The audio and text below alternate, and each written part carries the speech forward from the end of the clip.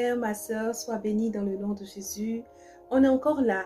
Oui, c'est Marie-Pierre, ta soeur qui est toujours à ton écoute, qui est toujours là pour pouvoir donner des sujets d'actualité, des sujets qui font du bien à ton âme. Parce qu'avec moi, il n'y a pas de tabou. Parce qu'avec moi, on évolue spirituellement. Parce qu'avec moi, c'est pas parce qu'on est chrétien, chrétienne, qu'on est dépassé. Et avec Jésus, c'est la marche au quotidien. Il y a une problématique qui m'interpelle en fait. Pourquoi le chrétien n'aime pas se repentir? En fait, aujourd'hui, de plus en plus, on entre dans les prières directement. La prière a des étapes. Tu n'as pas demandé pardon pour tes péchés. Mais tu sais louer Dieu. Tu sais demander des choses à Dieu. Pourquoi tu dois avoir des étapes? Pourquoi tu dois te sanctifier? Pourquoi tu dois demander au Seigneur de te laver, de te purger de tout ce qui ne va pas? Parce que notre Dieu est un Dieu saint. On s'est trop amusé. Pendant longtemps, on s'est amusé. Aujourd'hui, il est temps d'être sérieux. Tu pries des années sans réponse.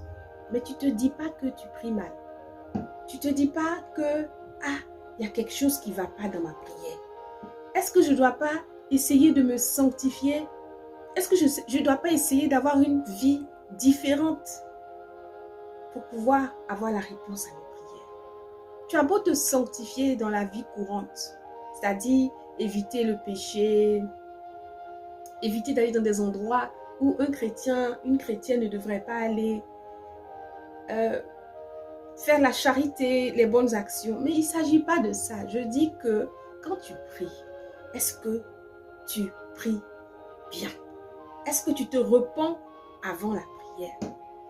En tout cas, moi, c'était mon habitude. Quand je commence à prier, je commence en même temps. Avant que j'aie cette révélation vraiment de la repentance qui est indispensable pour la vie du chrétien, je commence à prier, Seigneur, vraiment, je te remercie pour tout ce que tu as fait pour moi dans la journée, pour ce que tu as fait, etc. Et vraiment, si j'avais quelque chose qui ne t'a pas aimé, vraiment, pardonne-moi. Et puis, j'avance dans la prière. Non, tu ne peux pas avancer dans la prière comme ça. Tu dois passer au moins de bonnes minutes. 15, 20, 30 bonnes minutes dans la repentance. Je vais te donner une petite image. Lorsqu'on entre dans la présence d'un roi sur cette terre ici, il y a beaucoup de protocoles. Il y a la manière d'avancer. Peut-être que quand tu arrives, tu t'abaisses, tu te prosternes, tu fais certaines gymnastiques avant d'arriver au roi. Donc, ça veut dire que chaque fois que tu auras une audience avec ce roi-là, tu seras amené à faire une certaine gymnastique avant de le rencontrer. Donc, même si tu es amené à voir un président de la République, tu seras prêt à faire aussi cette gymnastique. Obéir à un certain protocole, à une certaine gestuelle avant de rencontrer le président. Mais toi, moi, compris, pourquoi on ne veut pas faire la même chose lorsqu'on va devant le trône de la grâce? C'est une audience. Et ce n'est pas n'importe quelle audience. C'est une audience supérieure. Supérieure à l'audience des rois sur cette terre.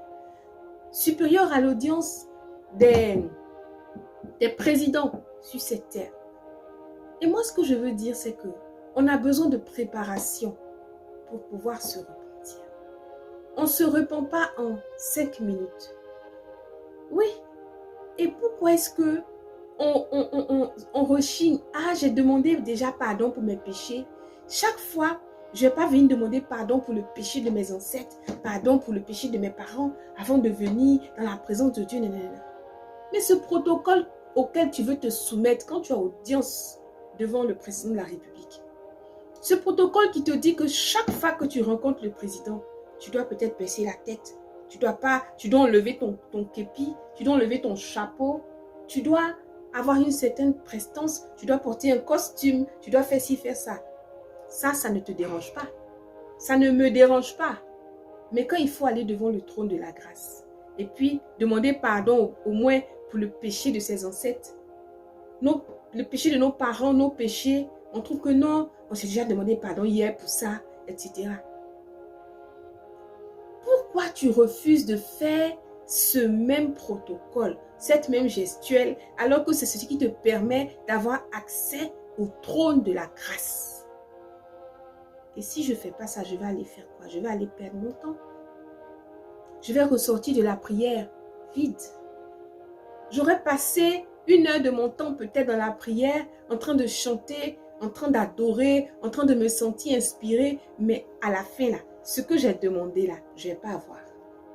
Je ne vais pas avoir parce que je ne me suis pas dépouillée avec le sang de l'aspersion de ce dont je devais me dépouiller.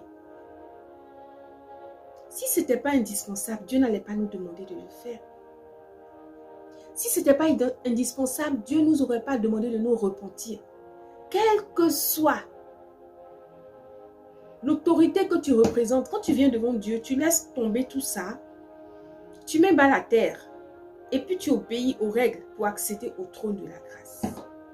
Donc, je veux te dire que si mes prières, tes prières, elles n'avancent pas, c'est qu'on ne se repent pas bien avant de commencer à prier. La repentance est faite à chaque prière. On ne peut pas sauter la repentance. Pourquoi tu veux sauter la repentance? Pourquoi je veux sauter la repentance? On est trop pressé. Si on est trop pressé là, on n'obtiendra rien en retour. Oui, on est pressé, on ne respecte pas le protocole. Ben, le roi nous met de côté. On finit de lui parler même. On a bafoué, on a fait le protocole vite, rapidement. Ben, aucune considération. Et on est étonné de prier pendant 10 ans sans réponse. Non. Changeons notre manière de faire. Tu vas prendre le psaume 25 et puis tu vas lire ce que le psaume 25 dit. Seigneur, pardonne-moi le péché de ma jeunesse. Pardonne-moi mes révoltes. Le Seigneur dit ça, ça veut dire quoi? Ça veut dire qu'il y a des péchés qu'on a fait dans la jeunesse, il y a des péchés qu'on a fait avant. Quel que soit l'âge où tu es, si tu es déjà jeune, il y a des péchés derrière. C'est ce qu'on dit jeunesse. Donc, c'est des choses pour lesquelles il faut se repentir. Et chaque fois, perpétuellement, demander au sang de l'aspersion de te laver, de me laver. Chaque fois, perpétuellement, demander au sang de l'aspersion de faire son action. Hébreux 12, 24. Ce sang qui crie pour toi, plus fort que celui d'Abel, il est prêt à faire quoi? Il est prêt à crier sur ton péché et de lui dire, écarte-toi. Donc, notre robe, là, on a besoin qu'elle soit lavée, qu'elle soit sanctifiée, qu'elle soit purifiée. Alors, mon frère, ma soeur, à chaque prière que tu fais, chaque fois que tu vas devant le trône de la grâce, avant de partir, pardon, lave-toi bien. Que le sang de l'aspersion purifie ta conscience, ton inconscient, ton subconscient. Sinon, ce n'est pas la peine. Ça fait des dizaines d'années, des vingtaines d'années perdues en priant mal.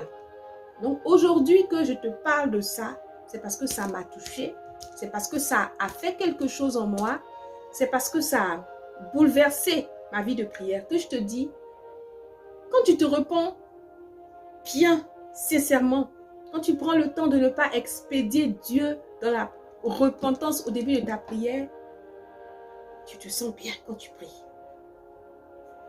Et ne mélange pas les choses. Tu ne peux pas commencer à louer, commencer à adorer Dieu alors que tu lui as fait quelque chose. Est-ce qu'un homme ou une femme vient vers son conjoint et puis commence à lui parler alors qu'il sait ce qu'il lui a fait hier? Non. Il faut demander pardon. Il faut être digne d'être devant le trône de la grâce. Soyons dignes, mon frère, ma soeur. Soyons dignes. Et puis arrêtons de dire que je demande des choses au Seigneur, il ne me donne pas. Mais tu pries mal, tu ne te repens pas. Il ne fait rien avec toi. Tu n'as rien en fait qui l'intéresse parce que lui, il se reconnaît dans la pureté. Alors si tu ne t'es pas sanctifié comme il le faut, comment tu veux qu'il se reconnaisse? Et comment tu veux qu'il puisse t'aider dans cette sanctification-là? Il ne peut pas. Ta prière là, elle va monter, mais sera bloquée. Alors, crève le plafond avec tes prières. Permettre qu'elles montent comme un parfum. Comment? Odorant. Et que ces prières-là arrivent jusqu'au trône de la grâce. Pourquoi?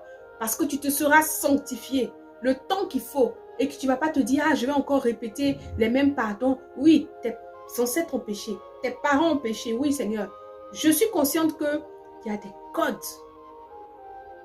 familiaux dans mon sang. Et le sang de l'aspersion, je te rappelle, Père, qu'il faut que tu casses ces codes, que tu annules. Père, je casse, j'annule les codes familiaux de mon sang relatifs aux conséquences des péchés de mes grands-parents, de mon père, de ma mère. Je refuse ça sur ma vie au nom de Jésus. Tu demandes aussi pardon pour tes péchés. J'espère que cette capsule t'a fait du bien. L'objectif, c'est qu'on s'en sorte spirituellement. L'objectif, c'est pas que tu stagnes, que je stagne, mais qu'on évolue. Alors, où ça va pas, on fait quoi? On demande au Saint-Esprit. Saint-Esprit, recalcule mon GPS.